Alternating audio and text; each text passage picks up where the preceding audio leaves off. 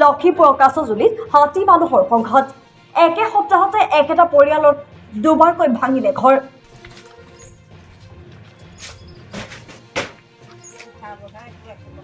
কাছজুলি বন বিষয়াৰ কাৰ্যালয়ৰ সমীপৰে দিগন্ত বৰা আৰু চম্পা বৰাৰ ঘৰত নিশা প্ৰায় 9 মান বজাতে বনৰীয়া হাতী আহি ঘৰ ভাঙি তহিলং কৰে।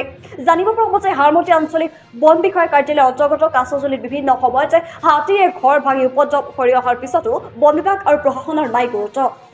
লঙা বন সংৰক্ষিত এলেকাত নিচেই কাষতে বন বিভাগৰ কাৰ্যালয়ৰ লাগি থকাৰ পিছতো এফালৰ পৰা অৰুণাচলীয়ে বন ধ্বংস কাৰ্য চলাই থাকে বুলিও স্থানীয় ৰাইজে অভিযোগ তুলি আহিছে। যাৰ ফলতে বনৰীয়া হাতীয়ে খাদ্যৰ সন্ধানত ভৈয়ামলৈ নামি আহি মানুহৰ ঘৰ ভাঙি তহিলং কৰিছে।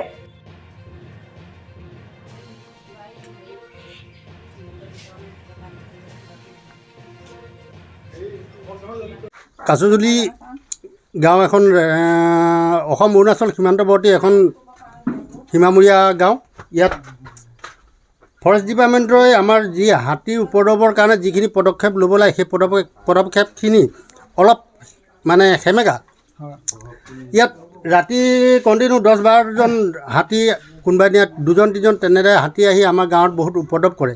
সেই উপদ্ৰৱত যিখিনি ডিপাৰ্টমেণ্টৰ ফালৰ পৰা সহায় সহযোগ কৰিব লাগে সেই সহায় সহযোগখিনি অলপ মানে যিমানটো পৰিমাণে পাব লাগে সিমানখিনি আমি ইয়াত পোৱা নাই। সমষ্টিসমূহ অসম অৰুণাচল সীমান্তৱৰ্তী যিখন জংঘলৰ মানে হাতী চলা ফুৰা কৰিবৰ কাৰণে যিখিনি খাদ্য প্ৰয়োজন সেই খাদ্যখিনি এইটো নিচি জাতীয় মানুহখিনিয়ে চব কাটি তহিলং কৰি মুকলি কৰি দিলে। মুকলি কৰি দিয়াৰ কাৰণে তেওঁলোকে তাত খাদ্য সংৰক্ষণ কৰিব নোৱাৰাৰ ফলত আমাৰ ভৈয়ামলৈ আহি ভৈয়ামৰ মানুহৰ ঘৰ ভাঙি ধান চাউল অন্যান্য বস্তু খাই তহিলং কৰিছে। বজাত হাতী আহি ডাইৰেক্ট পাকঘৰ ভাঙি দিছেহি। তাৰপিছত আহি এইটো ধানত লাগিলেহি, গোটেই ঘৰ ভাঙি আদায় কৰি ধানৰ মেৰ আছিলে তাত গোটেই ধানৰ মেৰটো বাহিৰলৈ উলিয়াই লৈ গৈ ধানখিনি খালে।